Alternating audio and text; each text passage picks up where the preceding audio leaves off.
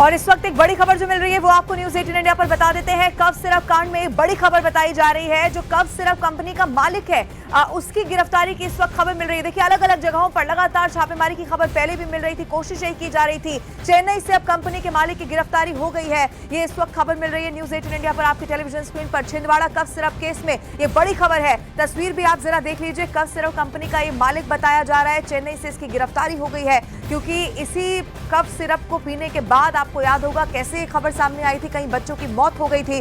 उसके बाद से केंद्र से लेकर राज्य सरकारें पूरी तरह से अलर्ट मोड पर थी और अब चेन्नई से गिरफ्तारी हो गई है। इसको लेकर थोड़ी और जानकारी सामने आना बाकी है, कैसे यहां पर ये गिरफ्तारी हुई। मनोज शर्मा से और जानकारी लेते हैं, इस वक्त हमारे साथ फोन लाइन पर है।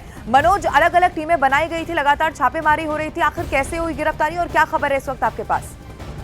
20,000 रुपए का इनाम घोषित किया था मध्य प्रदेश की पुलिस ने। और जो स्पेशल इन्वेस्टिगेशन टीम है, स्पेशल इन्वेस्टिगेशन की जो टीम है वो चेन्नई में, कांचीपुरम में, तमिलनाडु की तमाम जगह पर जो कैंप कर रही थी। और इसके साथ ही जैसा कि हमको जो कलेक्टर हैं, एसपी ने यहाँ पर भोपाल में थे, जिन्होंने बताया था कि जल्दी ही गिरफ्तारी होगी। और आखिरकार जो रेशन कंपनी की जो मालिक है, जिस कंपनी की दवा कोल्ड ड्रिप की वजह से मध्य प्रदेश में 20 बच्चों की मौत हो चुकी है, 17 बच्चों की मौत सिर्फ छिंदवाड़ा में हुई थी, गिरफ्तार किया गया है। और जो हमको पुलिस के सूत्र बता रहे हैं कि चेन्नई से गिरफ्तार किया गया है और कांचीपुरम ले जाया जाएगा सबसे पहले, क्योंकि वहां पर जो एसआईटी की टीमें हैं वो सबसे पहले उस फैक्ट्री में ले जाएंगी कांचीपुरम में, जहां पर कोल्ड ड्रिप सिरप बनता था। जी ठीक है मनोज, आप नजर बनाकर रखिएगा। फिलहाल शुक्रिया इस जानकारी के लिए। एक बार फिर से दर्शकों को बता देते हैं, देखिए कफ सिरप कंपनी का वो मालिक, चूंकि इसी कफ सिरप को पीने के बाद ये जानकारी पहले सामने आई थी कि कैसे कई सारे बच्चों की मौत हो गई थी। उसके बाद से ही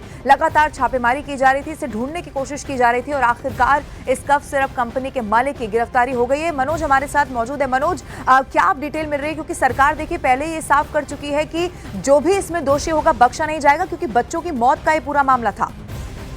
देखिए, दो प्राइम एक्यूज जिसे बोलते हैं, दो प्रमुख आरोपी, एक डॉक्टर प्रवीण सोनी को पहले ही गिरफ्तार कर लिया गया था। और प्रवीण सोनी की जो जमानत याचिका है वो छिंदवाड़ा की जिला अदालत ने कल खारिज कर दी थी। यानी इसकी जो बेल प्ली है वो एक तरह से अदालत ने जमानत नहीं दी। प्रवीण सोनी, इसके साथ साथ अब जो रंगनाथन की गिरफ्तारी होगी। दो ये प्रमुख आरोपी थे। इसके अलावा इस केस में अब उन लोगों की तलाश और पुलिस को होगी जो कि इस दवा के सर्कुलेशन में या जानबूझकर, क्योंकि बड़ा मामला ये है कि ये गैर इरादतन हत्या का मामला है कि आपकी वजह से या आप इसे जो 20 बच्चे हैं वो किस तरह से उनकी मौत हो गई। और वो दवा जिसे कहे कि जिसकी बोतल के ऊपर एक बच्चे की तस्वीर बनी होती है, कितना मतलब आप देखिए कितना अमानवीय कृत्य है कि वो दवा बेची जा रही है जो सिरप है जो सिर्फ बच्चों के लिए इस्तेमाल होगा। और आपने भूल से, अनजाने में, जाने में उसमें कोई ऐसा सॉल्वेंट आपका मिलाना कि जो औद्योगिक पर्पस से जो सॉल्वेंट है उसको ऐसा तो बिल्कुल नहीं होगा कि इनको मालूम ना हो उनकी कंपनी में किस तरीके से कफ सिरप तैयार किया जा रहा है। और कफ सिरप सीधे आप ऐसे नहीं बेच सकते, लाइसेंस लेना पड़ता है, तमाम अनुमतियां यहाँ पर लेनी पड़ती हैं। तो कैसे ये सब कुछ हुआ और अब तक क्या, यानी किन किन जगहों पर अब तक ये जो कफ सिरप था वो सर्कुलेट हो रहा था और कहां से अब तक ये मामले निकल कर सामने आए, इससे पहले भी? जानलेवा लापरवाही, जैसा आप कह रहे हो ना कि ऐसा तो हो ही नहीं सकता, क्योंकि आपका मुनाफे के लिए आप ये सब कुछ कर रहे हो। आप जानते हो कि आपने जो औद्योगिक जो सॉल्वेंट है उसका इस्तेमाल करोगे तो आपको पैसे कम लगेंगे और जिसकी वजह से आपको मुनाफा ज्यादा होगा। तो जाहिर तौर पर ये एक जानलेवा लापरवाही है जिसकी वजह से केस जो दर्ज हुआ है वो गैर इरादतन हत्या का दर्ज हुआ है। और फिलहाल जो बड़ी खबर यही है कि चेन्नई से एस रंगनाथन, जो कि फ्रेशन कंपनी के मालिक है, जिनके ऊपर मध्य प्रदेश की पुलिस ने 20,000 रुपए का इनाम घोषित किया था, एस रंगनाथन को पुलिस ने गिरफ्तार कर लिया। और इस केस में दो प्रमुख आरोपी अब पुलिस गिरफ्तार कर चुकी है, एक को अदालत में भी पेश कर चुकी है।